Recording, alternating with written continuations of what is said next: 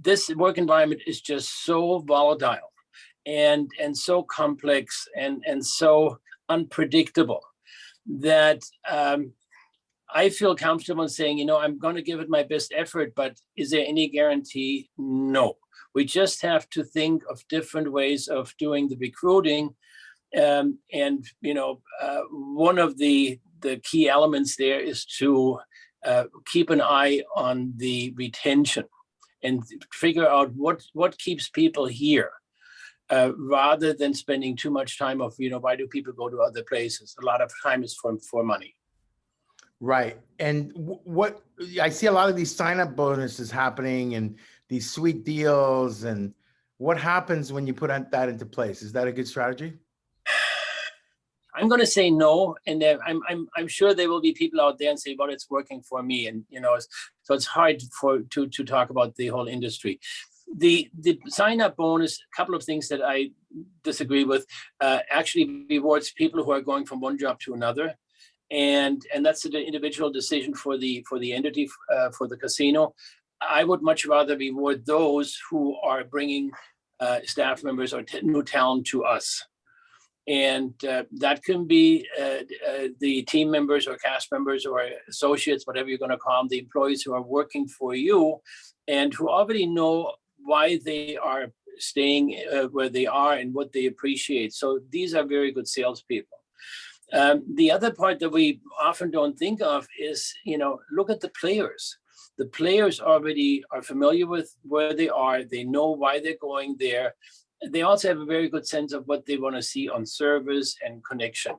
So why not, reward players who are giving you references for people, especially when it works out and you can hire the talent. And you're looking at, in most cases, they're really happy with free play. Which just means they're going to come a little bit more, stay a little bit longer, and the benefits are mutual. So those are the two resources that we should use to attract new talent. So if this persists and there is, all this back and forth with people and, bonuses and more salary and all that, in the end, won't the people win that will pay the most? In the short run, yes. But what we are encouraging is essentially what we've done, or what some casinos have done in the past. You're rewarding the non-loyal people.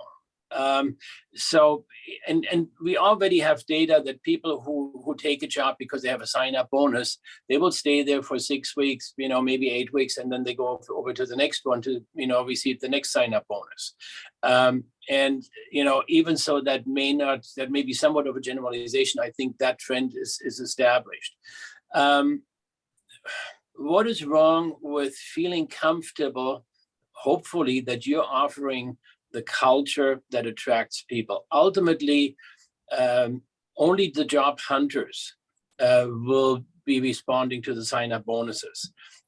People who are looking for a career, people who are looking for meaningful work. And I believe that the younger generation is really looking for something that is meaningful for them, not just a job, but as a career. We have that to offer. We have the whole variety of a resort operation. We have virtually any hospitality enterprise and the casino resorts. So why not use that? Got it. Yeah. So you use basically the elements that you have within your environment. Exactly. Yeah. Now, how do you avoid getting people to poach your employees? Good question. I think it starts on the management level, and obviously, we talk a lot about the culture, but let's just dissect it, what it really is. One of the things that has changed several years ago, not everybody jumped into it. I think you catch more people with honey than you get with vinegar. And so the positive reinforcement, catching people and congratulating when they're doing something right, is more impactful, and it is creating more loyalty and dependability than the traditional one of, oh, you made a mistake, so let me document that. And so this is where it starts. And in many instances, we have not paid enough attention to that. The second part is to involve line staff in decisions that needed to be made. It's not a secret that the industry right now is looking for a lot of vending machines because we are short of employees. And but what kind of vending machines are we going to bring in? Cafeterias, for example, are employee cafeterias looking at ways of setting up very, very good, very elaborate vending machines that offer anything from sandwiches to hot food, different ethnic cuisine. And because they don't have the staff to prep it, let alone the staff to serve it.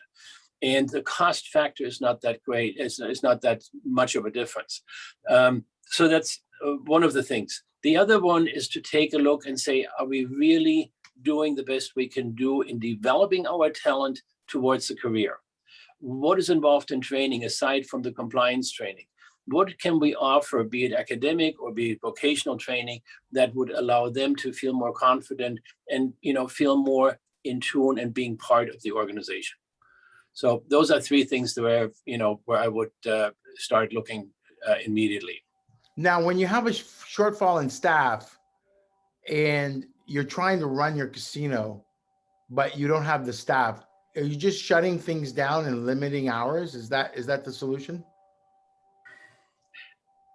By and large, I think so. And we're seeing that in the industry. I mean, it's not unusual now to go into restaurants and they will just, openly say, hey, we'd love to have you, but it's going to be 45 to an hour wait. And then you can make up the decision, leave your name, go someplace, go outside and come back.